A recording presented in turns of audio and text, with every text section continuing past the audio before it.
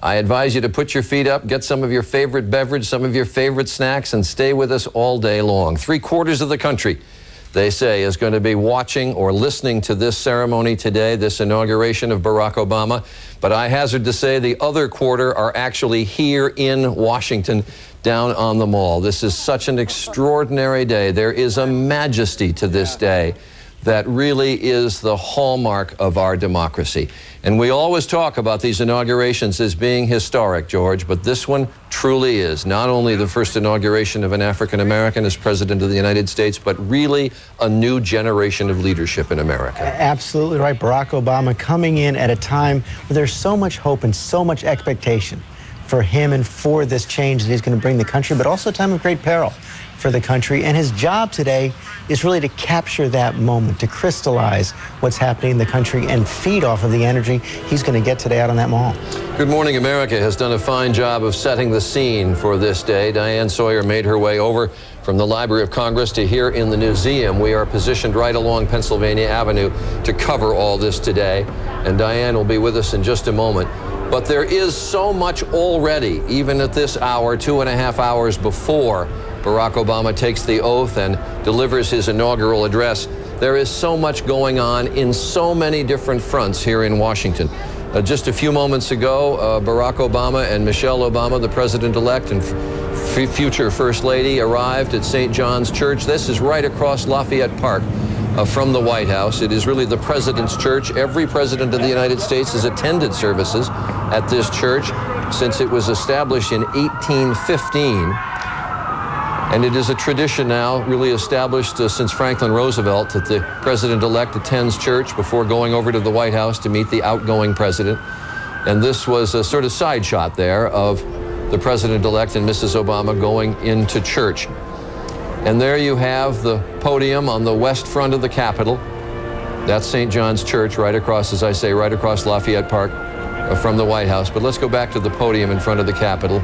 And there is where Barack Obama, in just a couple of hours, will take the oath of office and deliver his inaugural address. At noon, he becomes President of the United States.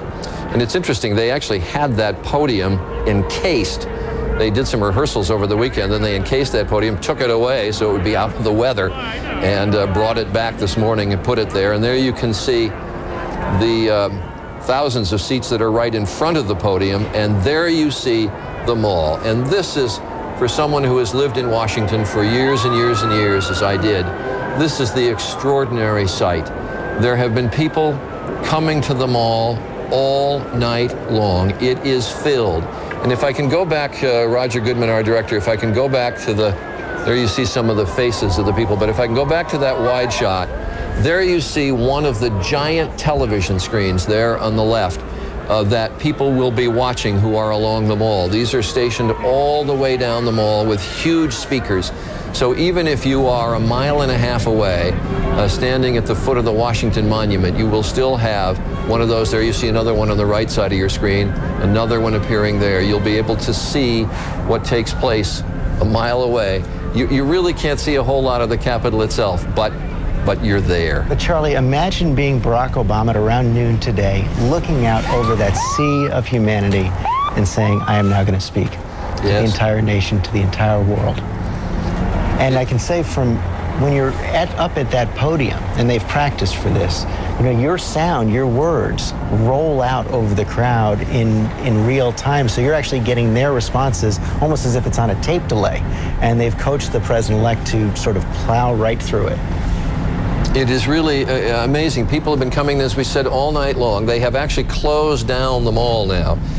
There was some report that some of the police security checkpoints, as people went to the Mall, were overwhelmed by people coming in. But they are now directing everyone, Diane Sawyer now joining us, they're now directing everyone to the Washington Monument grounds, because that's really how far you have to be away. As I say, it's about 1.5 miles down the Mall.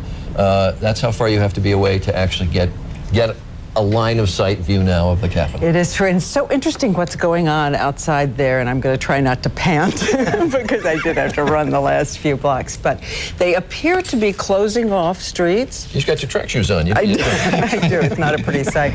But they close off streets, then they suddenly open them. Then they tell you another street is open, but then they'll close it, then they'll open it. all of this seems to be part of a highly orchestrated security approach to today. And of course, we saw earlier when the president-elect left for the church, we had been told that he would make the long circuit around. He went straight to the church. Have to believe part of that, too, is just very, very highly organized and choreographed security. I saw the head of the president's inaugural committee, Senator Dianne Feinstein, just the other day, and you know, she's also the chairwoman, incoming chairwoman of the Senate Intelligence Committee. That was her #1 concern, she said. She's gone over every detail of this ceremony, but security is at the top of everyone's mind. We're going to be talking about security a good bit during this day. There's almost, there's never too much, I guess, but there is almost too much. I mean, it is every place you go, checkpoint upon checkpoint upon checkpoint, and 40,000 different security people, Washington police, military, etc. The enthusiasm out there, though. It is not dampening any of the enthusiasm. And I want to go, I mentioned things are taking place in so many different venues around Washington. We showed you the church, we showed you the podium, you see them all there. Also, at the White House itself, there is already activity.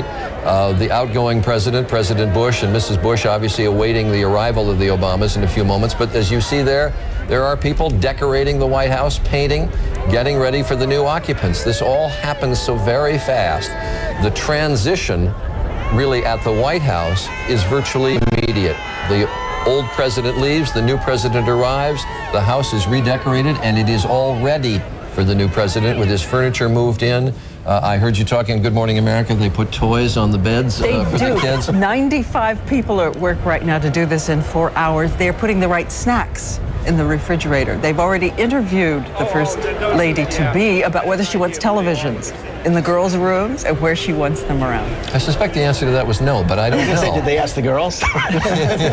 I want to just say one word about the trip here, too, because the crowds are not sticking to the sidewalks. They're moving into the streets. Very orderly, though.